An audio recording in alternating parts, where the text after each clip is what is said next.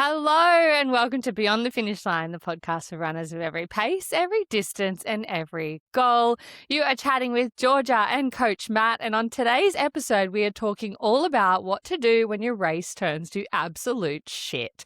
How to know when plan A is gone, when to switch to plan B, and how to make decisions mid-race that keep you in control, even when everything feels like it's falling apart. But first, before we get into episode 69, Coach Matt, how are you going? News presenter Georgia very well. Did you like that? I did. Yeah, it's good. I can tell when you're scripting and when you're not, for sure. Oh yeah, for sure. I wanted to script that little snippet there so that I don't want to waffle on too long. Yeah. It was good. No, it was good. It's very concise, very to the point. It's funny how far you have come in your scripting journey. Thanks, you used Coach. to get so panicked, forget to breathe. Like, what do I do with my hands? Yeah, literally. Considering I cannot breathe most of the day, I don't know why. At the moment, breeze through it. Can breathe the whole time. I'm taking it slow. It's because I'm reading and I'm not panicking. That's why. Yeah, maybe. Yeah. But yeah, to answer your question, things are good. Just had a training camp over the weekend for TPP athletes, it was big weekend. Big weekend. I have thoughts. Yeah.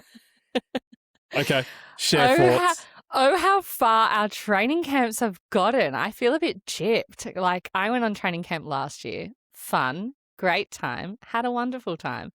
No videographer. Not the same. What's this? We had a freaking full-blown content guy. Our amazing videographer, Jimmy, was down with you guys. And I didn't get any of that last year. I could have used so much content from that. Then we had our From a business perspective, really missed out on that. You also had our amazing new head of content, Ash, there. So she was pumping out the content. And I'm like, what is going on here? Like, TPP has absolutely gone in leaps and bounds, and I've gone to the first, training camp last year, had the best time ever, thought it was like, we got such a great time, which we did. But then I see all the athletes this year, they've got bloody custom jackets, and I was like, what is this shit? I've missed out. Yeah. And just like Georgia's a co-owner, didn't get one of the jackets, exclusive to camp. Literally, I was like, are you fucking kidding me? I want a jacket. One of the athletes was like, oh, surely you can get one. I was like, no, babe, literally it was exclusive to camp. I can't even get one if I wanted one. Yeah. Anyway, exactly. I will let it go. I've said my piece and I will let it go. Just. Look, but it looked amazing. I'm major FOMO. We sat down when we did our quarterly meeting, and we said camps are one of the big things we want to focus on. And we were happy to, as a business, we were happy to lose money on the camps to make the athlete experience phenomenal.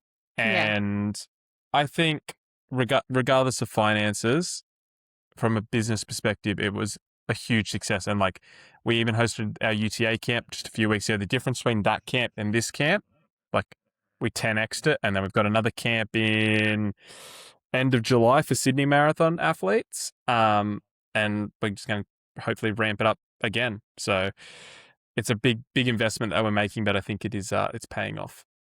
I'm like, can I bring a 1-week-old newborn to camp? So man. No way, absolutely not. I'll be locked in. Oh, I'm so glad. It looked amazing. It's we had Mads come over from New Zealand. She's a big listener of the podcast. Thank you, Mads, for always sharing your stories. We had Britt come down from Gold Coast? Did I see she came from? We had Britt, Courtney, Jimmy, Christina all come down from Queensland.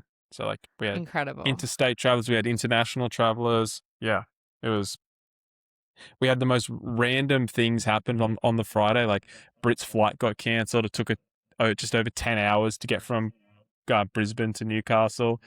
Zoe's power to her building got cut off, so she couldn't get a car out of the garage, like out of the car park. It was just like the most random list of things. But yeah, it was such a good weekend. Unreal. Guys, if you want a laugh, like I had a great laugh over the weekend, get onto the Instagram and check out Matt performing in some TikToks. Jesus Christ.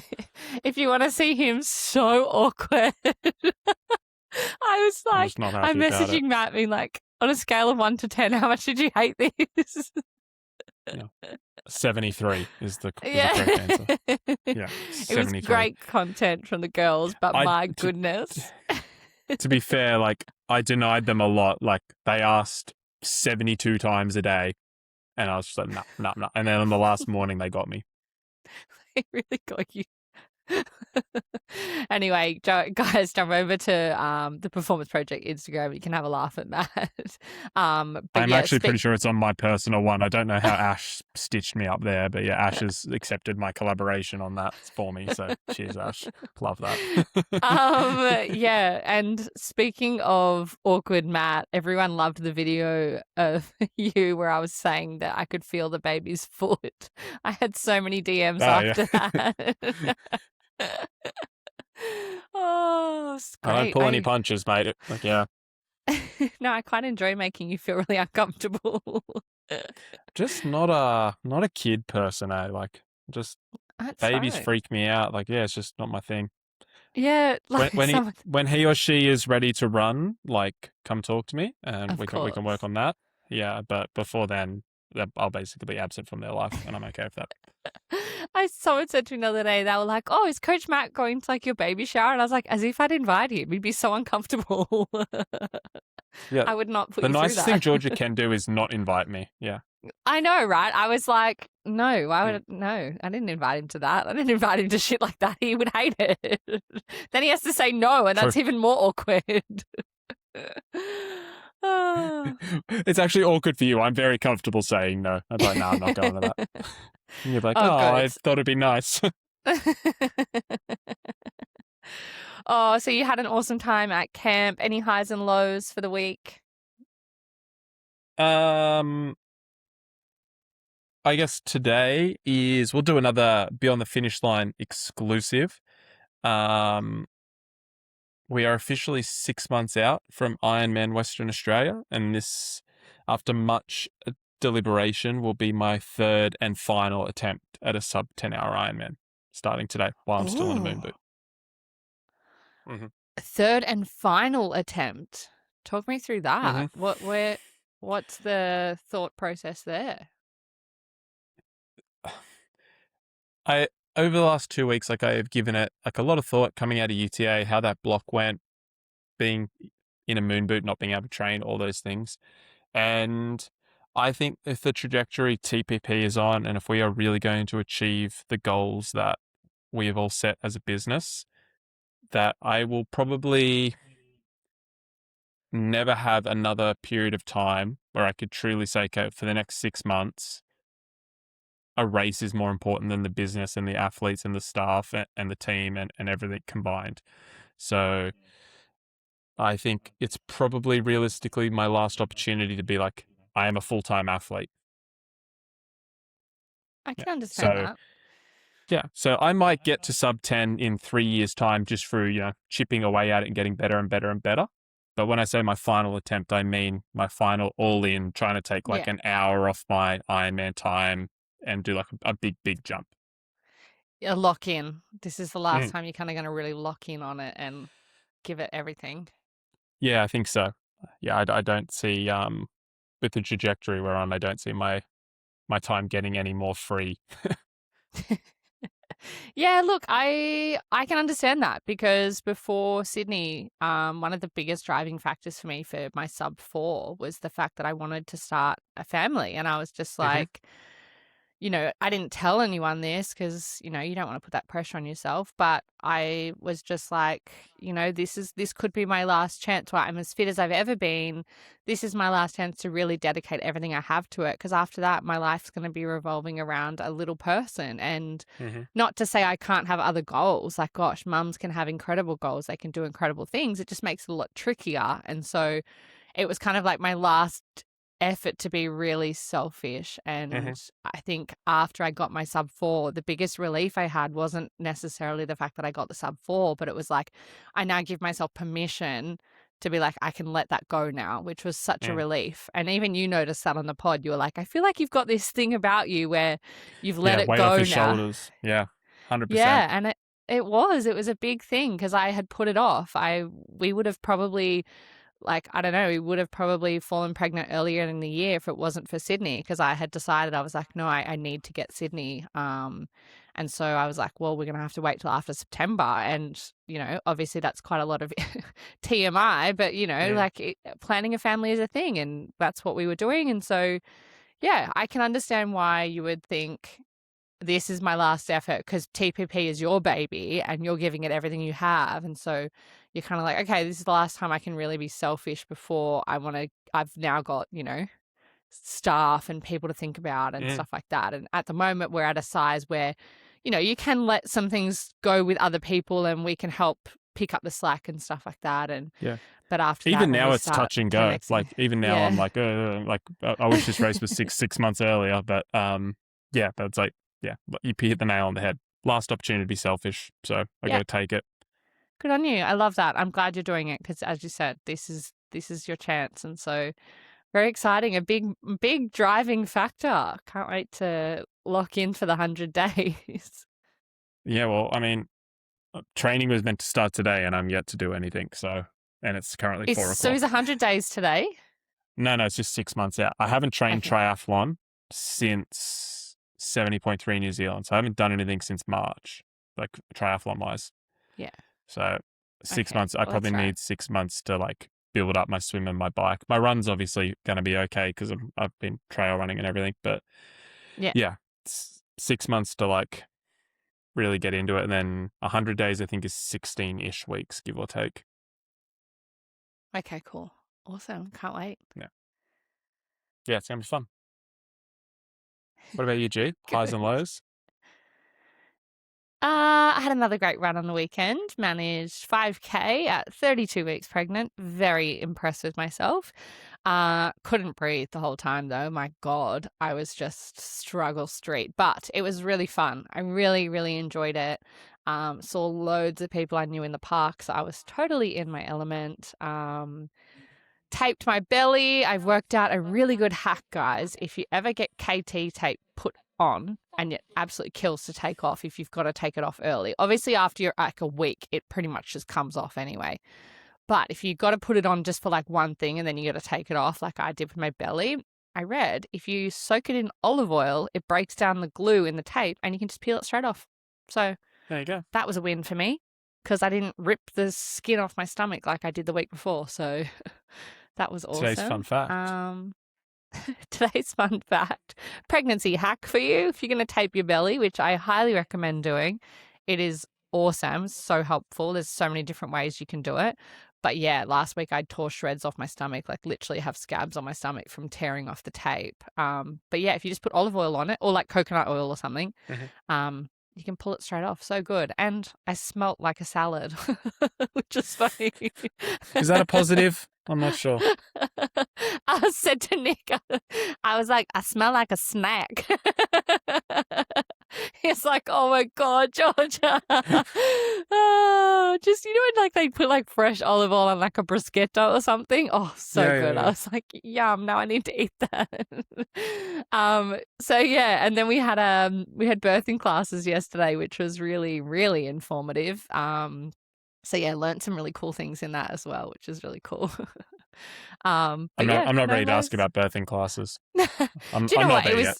No, it wasn't actually what you would think. It was mostly just like not a lecture, I guess, but you're in a room full of other parents who are about to give birth at the same hospital around the same time as you, and everyone's just like, she's running you through the process and like what to do, how to know when to call the hospital, how to know when to come in, like that stuff. So very informative. So yes, Okay. but yeah, no lows, feeling good. Love it. Love it, love it. All right, well, should we get into today's episode? Because as much as you guys have told us you love us yapping on, I feel like we probably should get into the episode. Yeah. So a couple of weeks ago in your UTA recap, you Mm-hmm. mentioned that you had ABC plans for the race. And that kind of sparked something inside myself, but also one of our listeners actually said they wanted to hear a little bit more on that. And so I've been working on a bit of a plan for today's episode. And I really wanted to kind of ask you what do you do when your race goes to shit and it doesn't go to plan? Because I feel like that happens to everyone. So talk me through it, Matt. What is an ABC plan? Just a rough guideline of what that is for you. Okay, so I will liken it to trail running, but it is applicable across all distances, all races, whatever. We would sit down and we would work out based on all of my training, looking at course profiles, looking at everything, roughly what, if I have a good day, if I have an A day, what am I capable of? How fast can I run section to section, aid station to aid station, and breaking the course down like that? So for the first one, for example, it was like, can I get from start line to kilometer 37 in like 4.5 hours? That would have been like an A goal. If things weren't going well, it'd be like, cool, I know I'm going to be between 4.5 and 5 hours. And I didn't have a C goal for that section, but like you kind of just have different variations of what you're feeling and what you think you're capable of. And then you sort of break it down into almost like process goals, if that makes sense. Yeah, it does. And so let's just use obviously UTA as the example Mhm, because everyone can go back and listen to that episode to kind of get an idea. mhm. I know I just said give me a broad outline of what it means, but now I just want to dive in. Yeah, go for it. So for the first section of UTA, what if you had to jump to plan B, what would Mhm. change in that besides like it just took you longer, cool, it took me longer, move on to the next thing? Does something actually tangible happen between the two things, or is it just to kind of get your head around then it pushes all the other things out? Well, I think where it gets, when you go into a race and you sort of map, like we'll just use that first section as the example. You look at the course profile, you look at the elevation. I'd run chunks of it, so I kind of knew how it was. But like, you kind of have an idea in your head of what it's going to feel like, and you base your race plan based off that. You're like, oh, this should be really runnable, no real elevation, or like, yes, it's very technical, deep, steep climbs, and you sort of get a bit of a mental picture and be like, cool, this is what it's going to feel like. If it doesn't feel like that, or if something is wrong based on your plan, that's when it's like, okay, like this isn't what I planned. I now need to pivot. So it really is like athlete driven in terms of I know what my A plan is. I know what my A plan feels like because I have trained it. So if we're doing race pace for a marathon, I know what 5:40 per kilometer feels like. I know Yep. what a gel should feel like at that 10K mark or 5K mark. If something starts to feel not the way it should or not the way we have planned, that is when you're like, okay, like I need to pivot and I need to make some decisions really quickly. Okay. And let's just say a gel's not sitting well in the first Mhm. 37 kilometers of that. What's the pivot there? Yeah, so in trail running, we would have multiple nutrition options. Yep. So have heaps of calories via liquid. We have, if say we have electrolytes in our chest, and then we have like a just plain water and bladder in the back. Or at least that's how I run it. So let's just say my electrolytes in the front wasn't going well, couldn't stomach it. I would just switch to water, and then I'd have salt tablets in one of my pockets, so then I could have water and salt. Okay. If gels weren't going well, but cool. I've got snakes. I've got baby food with maple syrup in it. I have plain maple syrup. I have different options. Okay, cool. Wow. That's amazing. I Mm. love that. And how would this say apply to, I'm just trying to think, breaking down a marathon. Say if Mm-hmm. we're applying this to the first 10 kilometers of a marathon on the road, what would the plan look like for that?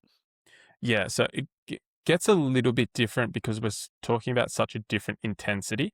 Yes. Um, when we think about a marathon, the main reason gels don't sit well is due to a lack of blood in the stomach, which is just from high heart rate, right? So when your heart rate is elevated, your brain or your body goes, I'm going to pull blood from wherever it's not needed and pump it to limbs and muscles that are working really hard. So legs, arms, chest, brain to keep everything firing. So pulls blood from the stomach, no blood in the stomach, can't digest things.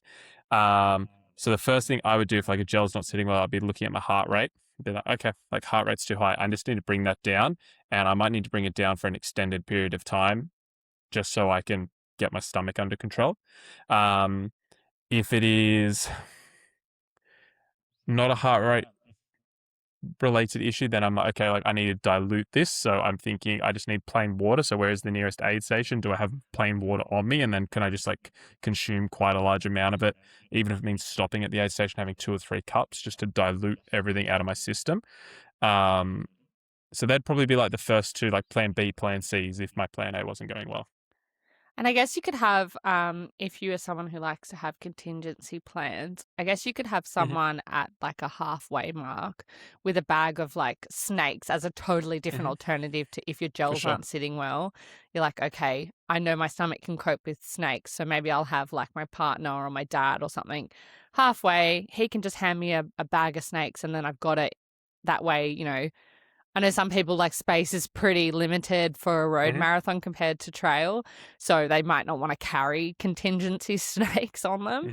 So maybe having someone halfway could work for that. For sure. I mean, check your race rules too, obviously, because some of that's a DQ, but yeah.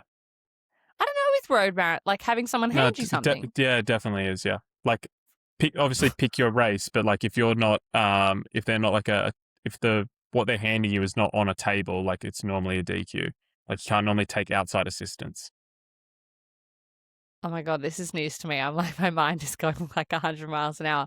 I know this is a thing in like High Rocks and Ironman and stuff like that, but I didn't know that was a thing in road races. They're normally very, very lenient with just like the age group, middle of the pack. Yeah. Someone not qualifying for Boston, someone not trying to get a podium, things like that. Like same in Ironman, right? They're super lenient. It says in the rules don't do it, but if someone hands it to you and there's no TA around, good as gold. But like if you did it right in front of a marshal, I am almost positive you'd get an instant DQ. Wow. Okay. I'm going to look that up and check that because I've done that. Yeah. Also, different rules for different races, of course. Yeah, of course. Yeah. Yeah, because I've had people hand me like drinks and stuff off the side. Anyway, I'm going to look into that. So maybe carry some snakes with you until you've checked the rules of the race that you're doing. Yeah, I would say most races it's a DQ. Oh, amazing. Okay. Well, guys, let's all look that up ourselves because fuck. That do would your own suck. research. Yeah, do your own research there because that would suck. Yeah. Okay, cool. So, all right. So that's the kind of first section that you had plans for. Do the plans change across all of the other sections or is it a very similar kind of framework? The framework is the same. So we always have A, B, and C options in terms of pacing, A, B, C options in terms of nutrition. I guess this would be the biggest difference in ultra running. Our biggest pivots are our aid stations because it's like a full sit down, take your vest off. You have a team there to restock things, or you have drop bags where you could like fully change over, and that's where you're sort of communicating with your team and your crew that this isn't going well. I need this. Don't give me that. Can't have that. More of this. Don't show me that. Like that's where the big pivots are, and this is where anyone who is thinking about doing anything longer than say 50Ks in terms of ultras, not a lot's gonna go wrong, and there's quite a lot of walking. So like you could probably, if things start to go wrong, it's not the end of the world. When we start talking about 100Ks, this is where like briefing your crew on what different things mean to you. So if I come in and say I am cramping, I should not then have to tell Sam that I need salt. She knows I need salt. Yeah. So she knows give me more salt tablets, put more salt in this. At the next aid station, we're going to have noodles for you, so you just drink the broth. Vegemite sandwiches, like that. Just I say cramp, she goes boom, boom, boom. Five things she knows to do. That's probably like that is the biggest difference in terms of pivoting on the plan is at our aid stations, and they almost we don't do this, but they almost have like a cheat sheet where it's like a code and it's like salt equals this, thirsty equals this, hungry equals this, and like they've then got A, B, C, D of every one of those words.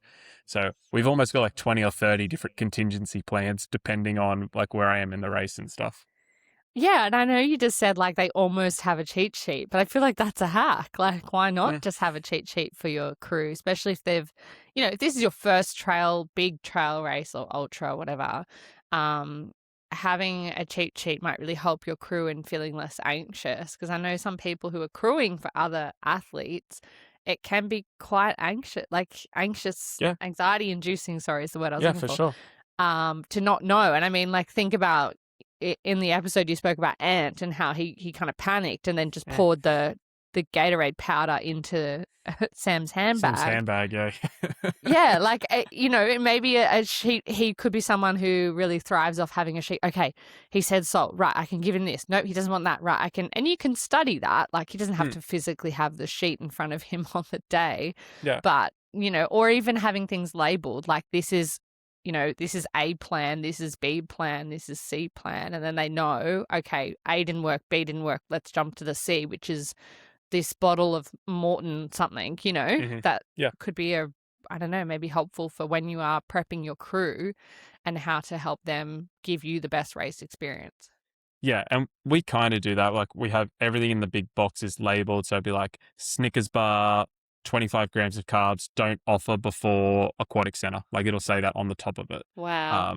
So like I'm very, very anal about it. Like, obviously, like, everything's labeled, everything's weighed out. Like, I know there is 13 Snickers bars in that. I know I'm probably going to eat 6. Like, I knew that before going into the race, but like, then we have a contingency for, okay, if I cannot eat this, I know I need to eat 2 Snickers bars at every aid station moving forward, or I need to eat 1 Snickers bar, 1 banana bread, and a small can of Coke. Like, it's very, very easy for them to do the math because they know I need 100 grams of carbs at every aid station. That's just how we make that up. So yeah, it's a lot, but like, we do it.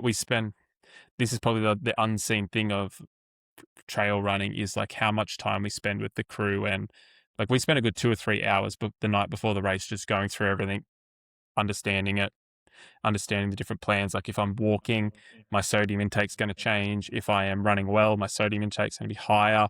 If I want to run through an aid station, you guys need to have stuff ready and be ready to run with me. If I want to sit down, you guys have got to have the chair ready. You've got to have socks ready. Like, there's so many things. Yeah. It's a big job for a crew to take on. I mean, obviously you're racing for you're racing for like 18 hours. It's 18 hours they've got a crew for, right? Like, obviously they're going home in between. But no. They're going aid station to aid. They're going aid because there's so many people. They're going aid station to aid station. Like, it might take them 2 hours to get to an aid station. It might take me 3 hours to run it. Really? Yeah. And by the time they get down, get set up, like, I think there's 8,500 people doing UTA, and they're all going to one aid station. Obviously, like, times are spread out, but like, there might be 500 people at an aid station at once.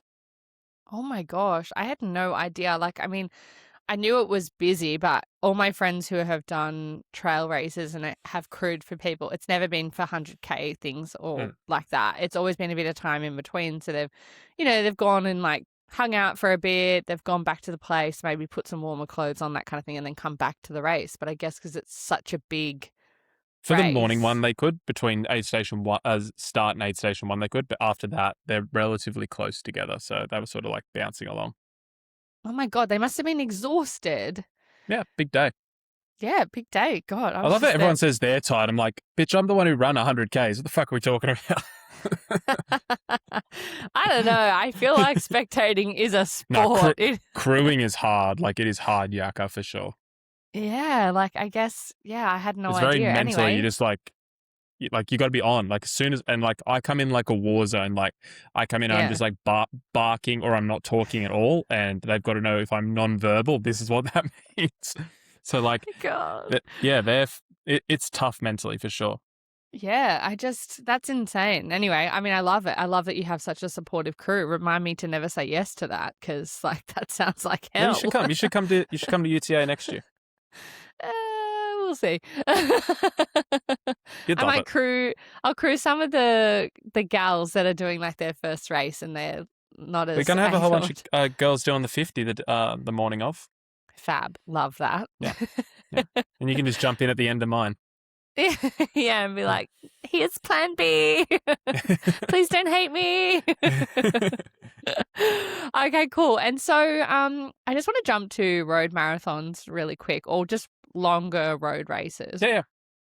Say if you've got a goal. So for me, Mhm. for example, as we always do, I have my sub 4 goal. Mhm.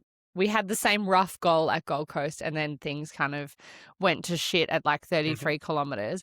What are some things like would you suggest that people have like a time that maybe is like a B plan for that kind of thing? Or is it just like, if you're not going to get it, just do your best to get through it? I mean, we always set an A goal and a stretch goal at TPP. So an A goal, and I shouldn't say we always do it. It does depend on the athlete. So for Yeah. George's sub 4, like it was sub 4 or nothing. Like we weren't Yeah. interested in anything else. For me with Ironman, sub 10, not interested in anything else. Yeah. But then for some athletes who like, they're just like, I want to see what I'm capable of. I'd be like, oh, cool. Like I think on a good day, you'd run like 4 flat. And then maybe if like you don't have such a good day, 4:15, 4:20. And they'd be like, okay, cool. Like let's work with that. So it really depends on like sort of where your goal sits in the hierarchy. If you're sort of an all or nothing kind of person, Yeah. um, there is also, this is just a caveat. There is also the downside of like, if you are an all or nothing person, if you could lose that race in the first 1K, like you could just be done. Like it's just not your day. Heavy legs, whatever happens, and you're 1K in and you're off the pace and you'll never get it back. So like that's a big mental burden to carry. I definitely wouldn't recommend it for newer athletes or 2 or 3 marathons in or races in. Um, so that's just something to keep in mind, like how you approach that. But yeah, I would definitely encourage people to set like an A goal and a stretch goal, or an A and B goal, Yeah. however you want to word it. What are the signs, I guess, that your race isn't going to plan, besides like maybe you're not quite hitting pace targets? Because I do feel like you can slightly make those up unless you're a minute or half a minute slower than your pace you should be doing. Yeah, What would be some signs that things are maybe not going to plan and maybe we need to go to the B goal? yeah. So athletes are, regardless of where they sit on the spectrum of athletic capabilities, from first time all the way through to pro, if you've Yep. done a genuine training block, like you're remarkably intuitive. Um, and so it'd be so often an athlete will come to me for a question and I'll be like, what do you think? Like just just to put it out there and just be like, I'm interested to hear what you think. And they'll hit the nail on the head, like, oh, I think like my heart rate was a little bit high and like this just didn't feel right. It felt a little bit harder than normal. Maybe I'm like tired, and like nailed it. So I would say if you've done genuine training block, you're doing your race, and just sort of like we spoke about at the start, like I thought 5:40 pace would feel like this, and this is what it felt like in training, and it does not feel like that today. And we're Yep. saying when it does not feel like that, it's feeling harder. Um, that's like a big red flag. But oh, my heart rate's normally 145 when I run at 5:40, and it's been like that for the last 6 weeks, and today it's 155. Like that's a red flag.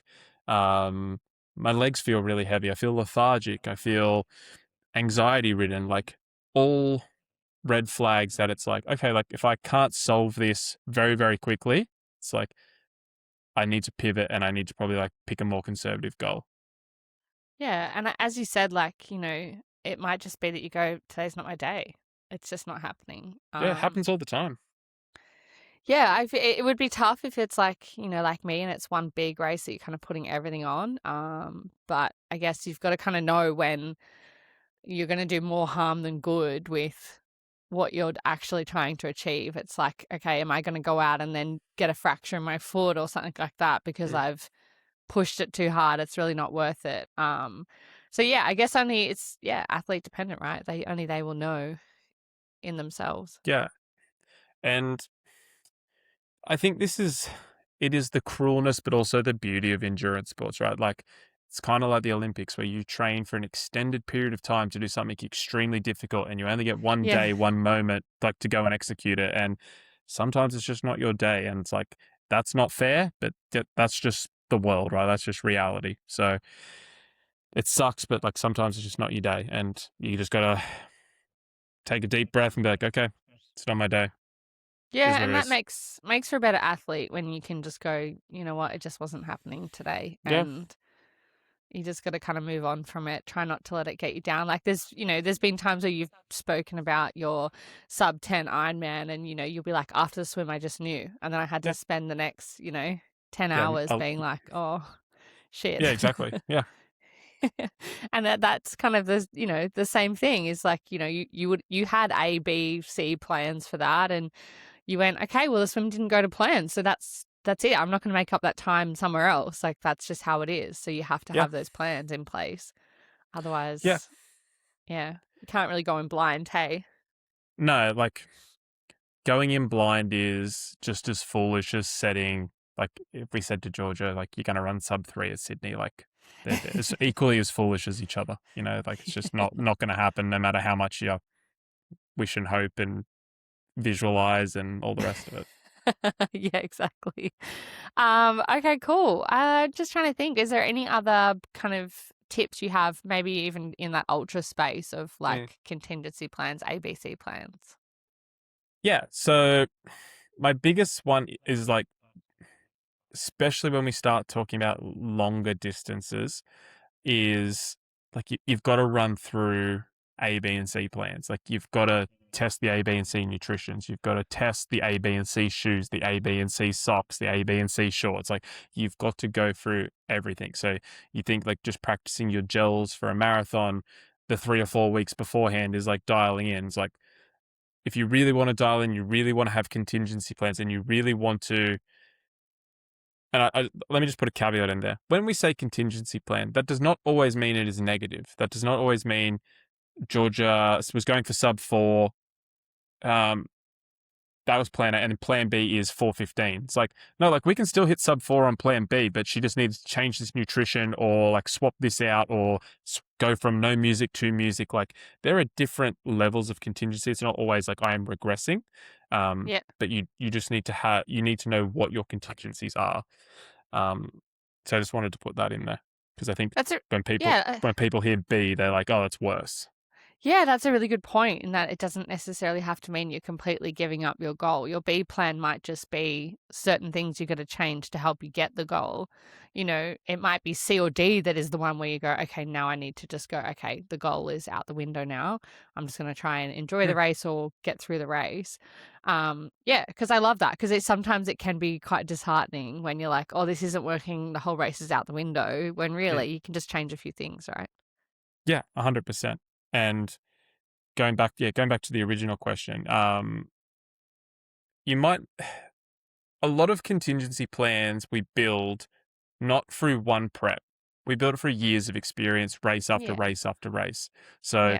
it's all well and good for me to say you need to test A, B, and C this and D and F for that. But it's like I've also tested that over like 15 different trail running races leading into my most recent UTA, including another 100K at Cozzy. I've done 12 plus Ironman and half Ironmans combined. So it's like I've tested all these different things. I've tested them in training. I've tested them in different races. I have eliminated and brought together things. I've also spoke to other athletes and picked their brains. And um, so don't feel like you've got to get all of this nailed for your next race. You've just got to like understand what worked, what didn't, and then start building your own little like portfolio of plans. Yeah, I love that. And, Mm. I think you've spoken about that before and like really making sure you're learning from past races. And there's some big things that people can apply to themselves. And also knowing that, you don't have to learn everything from one race. Like it can take a while, which is, nice to hear.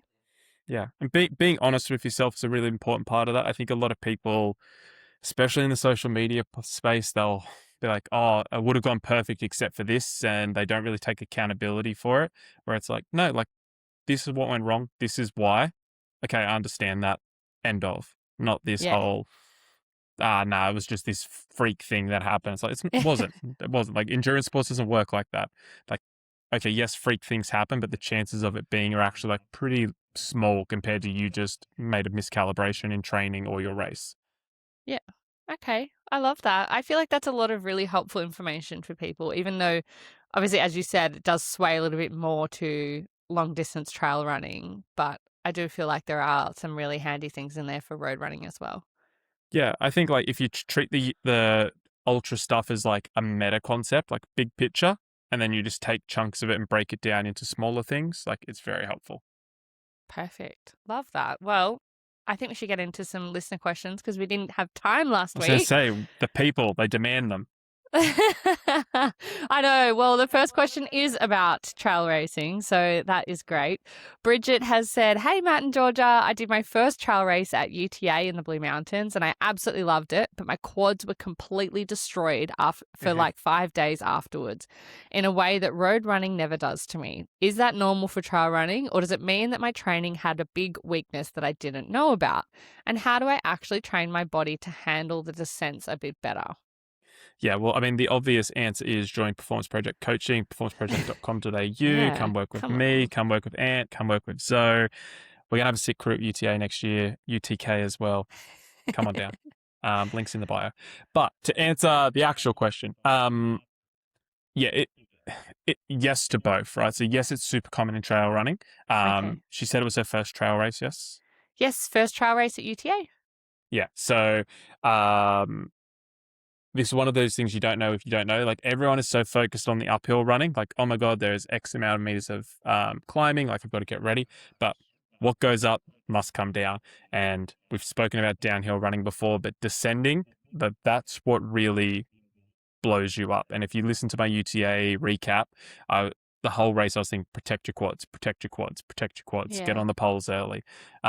So the biggest mistake, maybe not biggest, one of the biggest mistakes that beginner trail runners make is they go, I was so slow on the uphill, I am gonna bomb the downhill.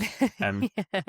they've probably got two or three in them, and then their quads are cactus, and then they just ache. So I made that mistake at Cozzy because I knew I was behind my time, and I ran the downhills really really hard, and by the time I was 60 k's in, I had nothing, and yeah, I still had like a marathon to go. So I completely understand that deep ache. It's like you've done a million 1RM squats, Yeah. but but yeah, Yeah. so downhill running's a huge one.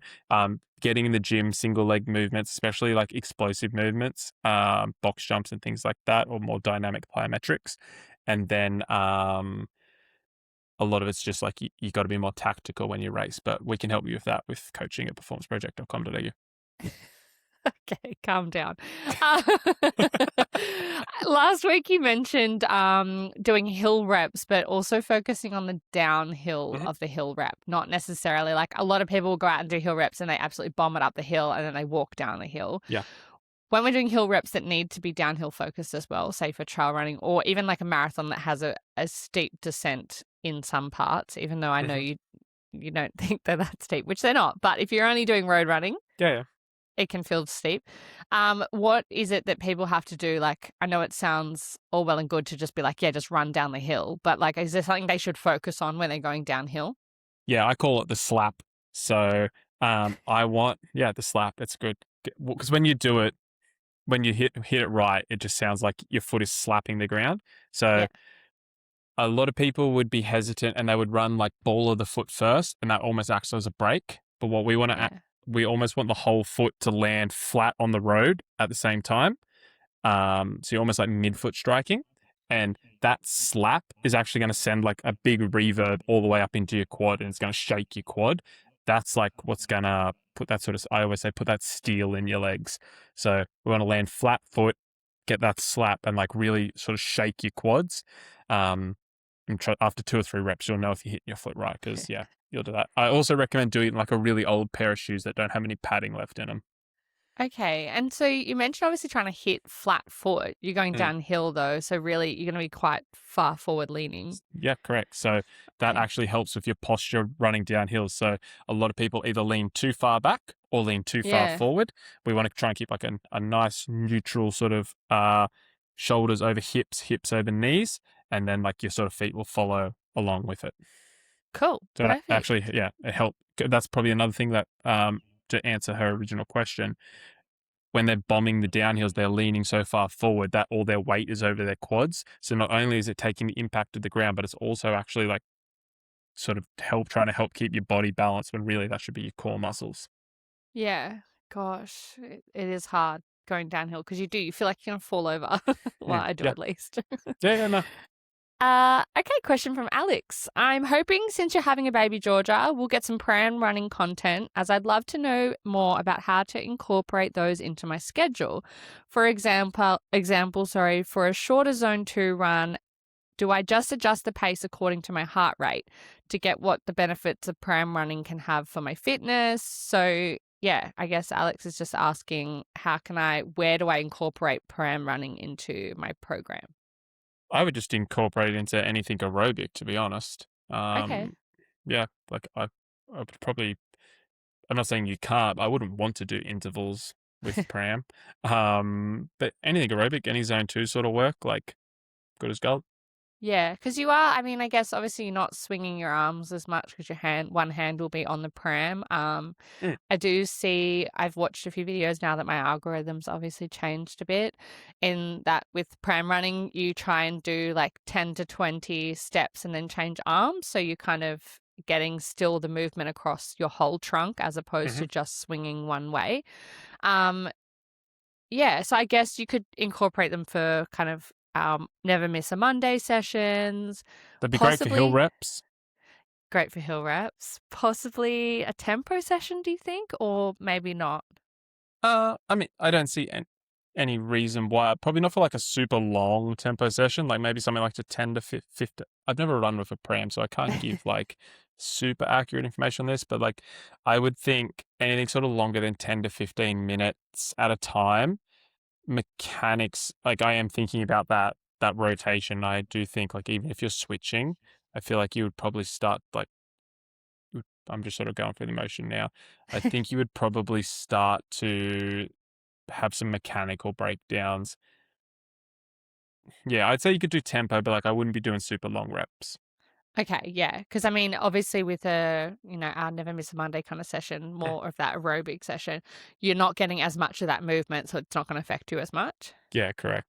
Okay, cool. Yeah. Well, I have a running pram on its way, but not till 6 to 8 months because you can't actually run with kids until they're around that age, which I didn't realize. Super How come? cool. Because they don't have enough stability in their necks. Oh, so So they're just like what, like a bobblehead, just going around. yeah. So you have to wait until they can sit up unassisted pretty much and have like decent strength in their neck. The company that I'm working with to do the running pram stuff, they even said to me, they're like, we're not even going to send you one before then just because, we don't want to, Liability. yeah, promote that. I do know people who have had running prams with like a bassinet attachment and their baby's like laying down flat, but that's all personal preference. All of the kind of guidelines say between 6 and 8 months. Hmm. So might be a little bit to wait there. Sorry, Alex, but I promise I will try. And, maybe I can get Matt on board for some technique stuff and he can help me improve my technique while running with a We can pram. make a reel with that for sure. For sure. Okay, cool. Sophie has asked, hey guys, big fan. I'm a road runner through and through, but I've been getting really tempted by trail running after seeing so Yeah. much of it on my Instagram feed lately. Problem is, I live in Sydney City and I have no idea where to even start or what trails to access for a beginner. Do I need completely different shoes, different training, and a different mindset? Feels like a whole nother world and I just don't want to show up underprepared. Yeah, so we kind of spoke about this last week. Yes. Number one, if I don't know all the trails in and around the Sydney area, but I've heard the most like around Manly sort of side. Yeah. There's like good trails up there.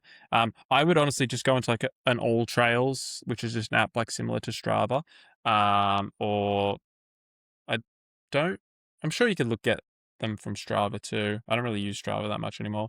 But you could just look up like bushwalking tracks and like just start running on bushwalking tracks.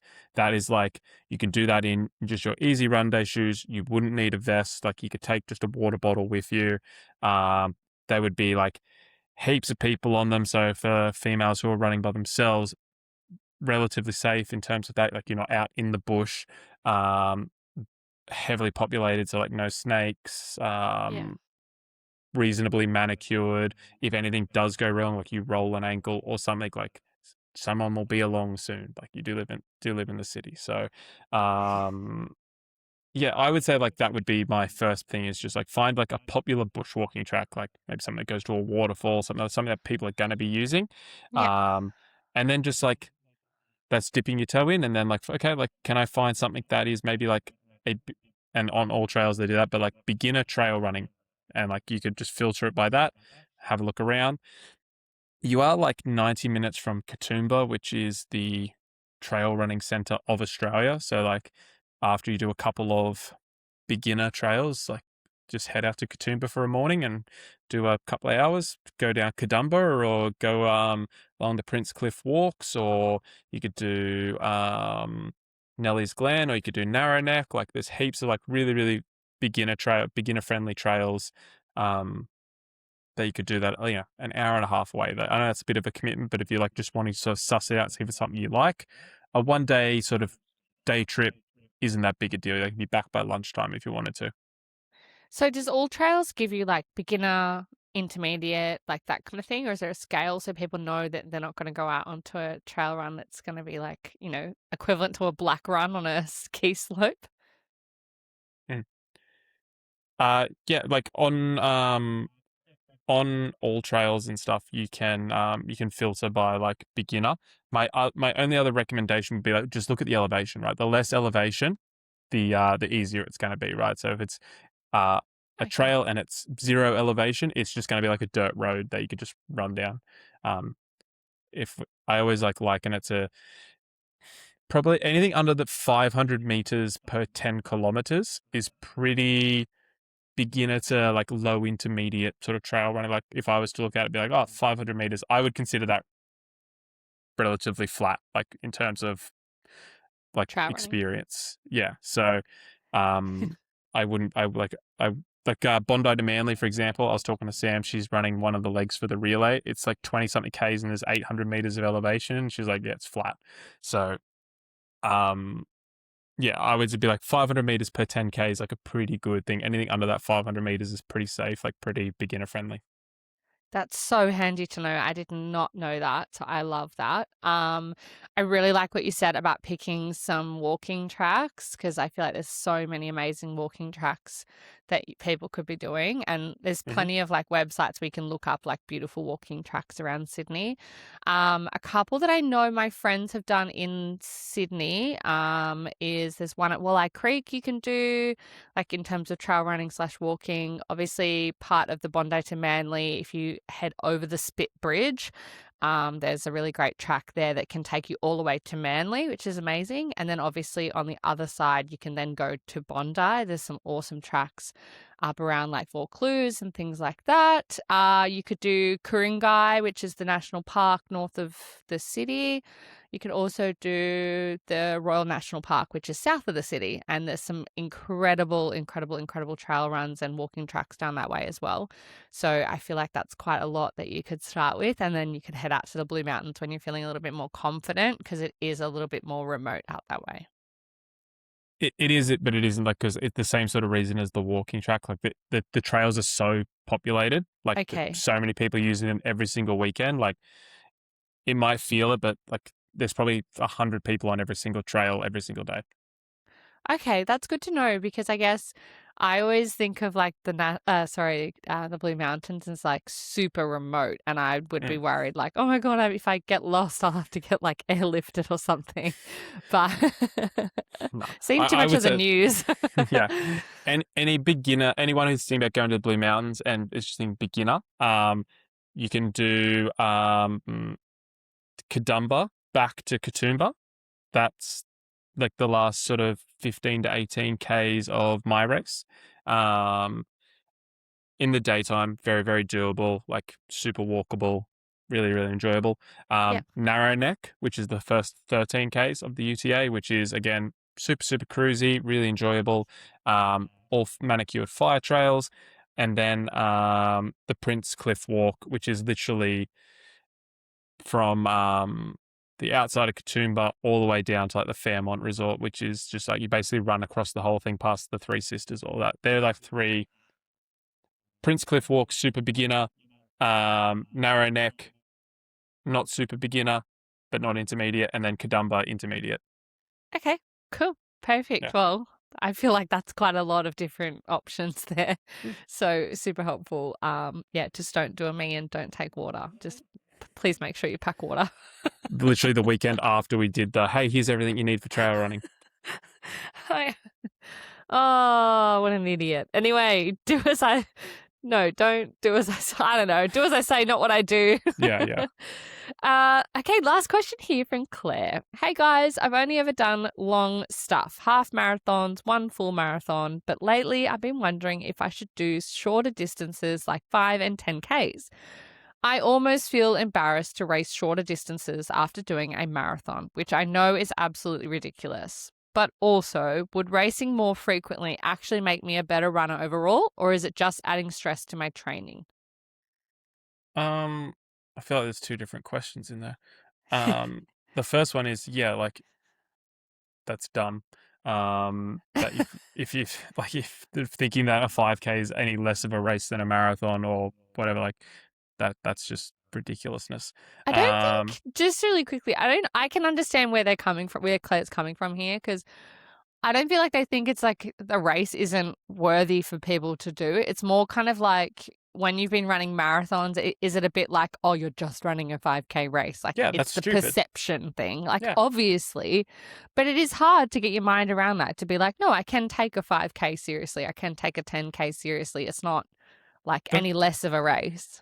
yeah, but it's like you only think it's ridiculous because you're afraid to take it seriously. Like Okay. that's the only reason. Like if you were like, no, I am absolutely, I'm going to do a 5K and I'm going to fucking rinse it. I'm going to do a sub 25K. You're like, okay, like he's locked in. He's going to do it. But if you're just like, Yeah. oh yeah, I'm thinking about doing this 5K. Like, I don't know. Like I'll laugh it off. It's like, all right, like no one's going to take you seriously. So it's like, do you think like I can't remember his first name, but Ingebrigtsen, who's like the 1500 meter and 5K and 10K champion at the Olympics, like that's all he fucking does. It's like, No, see, I don't think it's about anyone else doing it, because like I I know, would never. but I know, but like he could easily go and run a marathon. But it's like, I am fully locked in on those distances, and that's all I do. Yeah. And it's like that's all I care about. It's like if all you cared about was doing a 5K for the next 12 weeks, it's like, okay, like that's your goal, and you're locked in. Like people don't give a shit. They just care that you're fucking passionate about something, and that's what you want to do, and you want to go and achieve it. Yeah, because I think like, I think it's more about like if I saw someone else locking in for a 5 or a 10K, I'm like, fuck yeah, how good. Yeah. Good on you. Amazing. For myself, I'm a little bit like, is it a step back in my own training that I'm stepping down from the marathon, quote unquote? Like obviously it's not a step down. But that I'm stepping down from the marathon and doing something to shorter distance. Am I wasting all of that like endurance that I've built up? No, like again, like it's just like someone who would say that, and this isn't a criticism. It's like you just don't understand like physiology. I actually had this conversation with Margot today. Shout out Margot. So Margot is doing her second marathon back to back. So she just ran Incredible. she ran Paris Marathon as her first marathon, and she had like a couple of weeks off in between. Then she basically went straight into a Sydney block. And she messaged me yesterday, and she was like I'm just frustrated. Like my pace is like I'm not as fast as what I feel like I should be for the amount of work that I'm putting in. And I was like, okay, cool. This is like, and it's actually interesting. This is like the exact situation. So, I said to Margot today, I was like, cool, let me explain this to you. When we do like a base building block, we're really focused on like 5 and 10K speed. We're moving our VO2 and thresholds up to the right, trying to build out that aerobic base at the bottom. And if you imagine a graph, when we do a base building block, so like, is y-axis this one, the north-south one? Can't remember. I don't know. Yeah, I can't remember. Anyway, the one that's up on the left-hand side of the graph, that is speed, and then the long one along the bottom is endurance. When we do a base building block, speed goes up really, really high, but endurance, like it doesn't go across the graph a lot. Much, Right? Yeah, so just basically go straight up. So we're moving that 5K speed up and up and up. Our 5K speed is directly correlated with 10K half marathon, full marathon speed. After we finish our base building block, we start like a race block, and the endurance starts to go starts to build endurance. So we start going off to the right, but it starts petering down our top end speed because we're no longer training that energy system.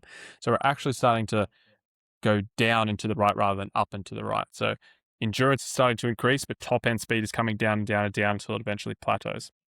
Now, what most people do when they finish that race block, they go into another base building block and they build it up. So they might be 20 or 30% higher than the last base building block. They do another race block, comes down again.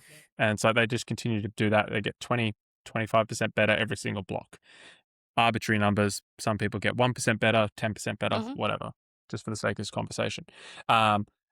The interesting thing about Margot was where she was getting frustrated was she's doing 2 marathon blocks back to back. So she didn't actually get that break in the middle to like rebuild. So she's done marathon block, gone down to the right, and then done next marathon block down to the right again. So, what would be really great for all marathon runners, and if you listen to our base building episodes that we did at the start of the year, in between your blocks, do a base building block. Really focus on your 5K, because if you can take your 5K from 22 minutes to 20, you're probably going to move like 15 to 18 minutes off your marathon time. If you can take down to 19, you might take 25 minutes off your marathon time. So it's all correlated together as long as you like understand the physiology. So talk about our pyramid. 5K time is pulling the pyramid up from the top, so trying to stretch it out.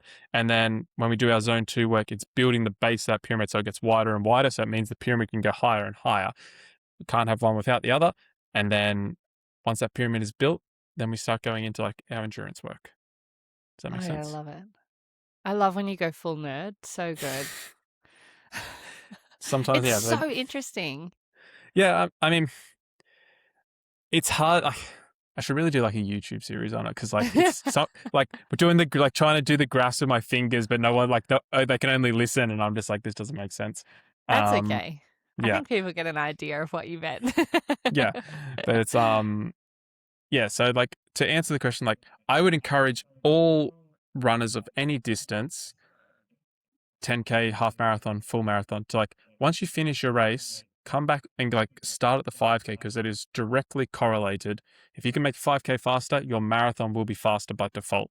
So it's like if your goal is to get faster in the marathon, go back and do some 5K work. Yeah, and that all depends on, as you said, that's like you got to give yourself the time to get faster, like 100%. Margot's timing for her break between Paris and Sydney, very similar to mine between London and Sydney. And I am now a very big advocate for trying to avoid doing more than one marathon a year. I just think after all the years that I did two back to back, it's a lot.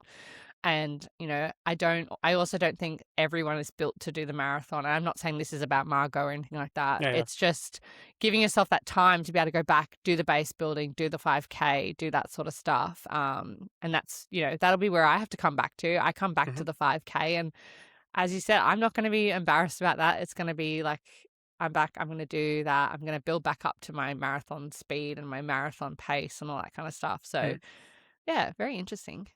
Yeah, and I think that's what stops people like fully locking in or maybe feeling a little bit embarrassed, because they don't understand the connecting pieces. They're like, okay, I'm going back to doing the 5K, but why?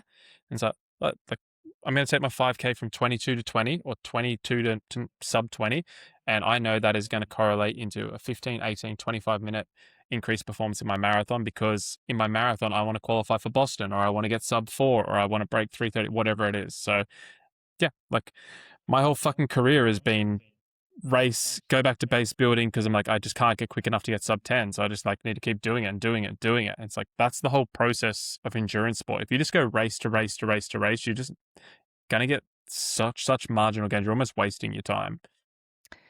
Do you know what? I feel like I've come full circle now, and like at the start, I could totally see where Claire was coming from. I was like, because I've been there, I totally know what that feels like, where you just feel like you're like, oh, I've been doing marathons now, and then if I drop down to, a 5 or a 10, and like, oh, I'm a bit embarrassed and stuff like that. Like, I get that. I've been there. It's not anything to be embarrassed about. But now that I understand that physiology around it and how that's actually helpful, I feel like it's a really good cycle to get yourself into. Is like doing a marathon and then coming back to the basics and doing that 5, the 10, getting really good at that.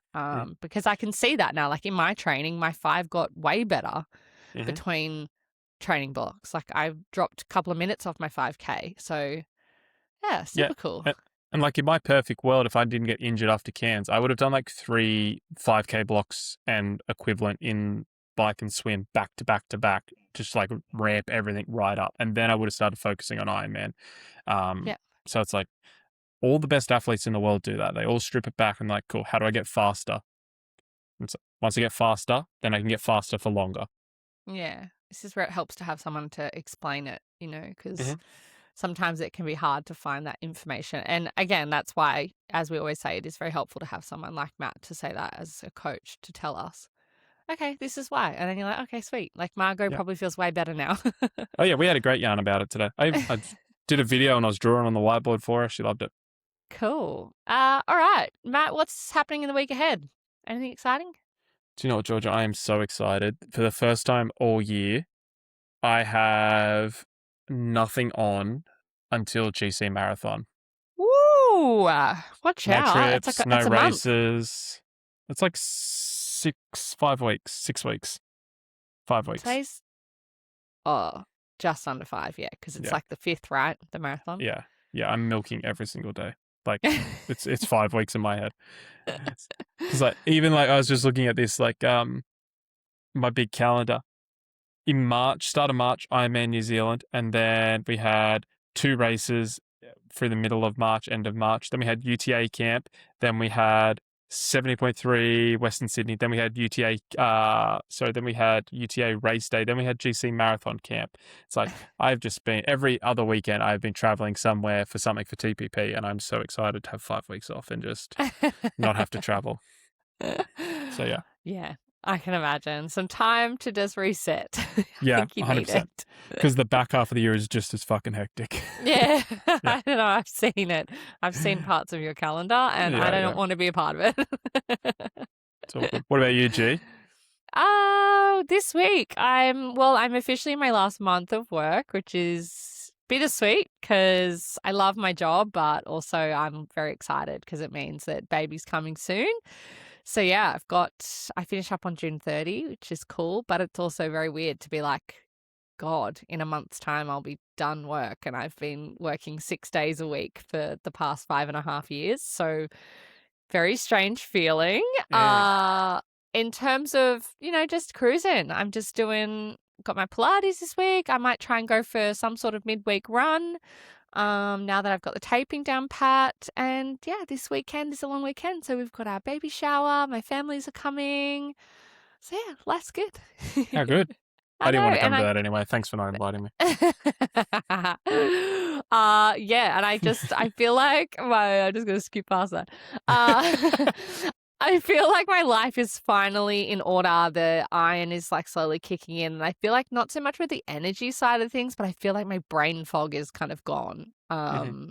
Like this week, I feel like even for the podcast, I could like actually sit down and get some reels out because like my brain was working properly. I wasn't just forgetting shit all the time. And, just even like my personal Instagram, I could get stuff out. My work, we've got heaps happening at work at the moment. So yeah, I feel like it's a good month to be finally feeling back to my normal self. So yeah, it's good. Highly recommend an iron infusion if you're low. I'm seeing lots of women getting them. One of my friends, Ash, she's going to get one. She's super low. So I think we've had like half a dozen of my athletes get them in the last month. Yeah, I feel like a lot of people need to, and she spoke about in her video, like really advocating for your own health and being like, no, you know what? I think I actually need this. And yeah, so power to you. Love it. But yeah, that's it. Cool. Cool. All right. Well, this has been episode 69 of Beyond the Finish Line. Make sure if you're not already following us, you head over to Instagram at Beyond the Finish Line _pod. See, I thought about it too much. Head over to wherever you get your podcasts and make sure you like, subscribe, download, leave us a review, even a comment. I've just found those recently. So good. We're also on YouTube. And if you'd like coaching, head to theperformanceproject.com.au. Make sure you fill in the form. We would love to have you on board. You can be coached by one of our amazing coaches that are on staff. But have a wonderful week. Thank you so much for listening. Hey, Root. Bye.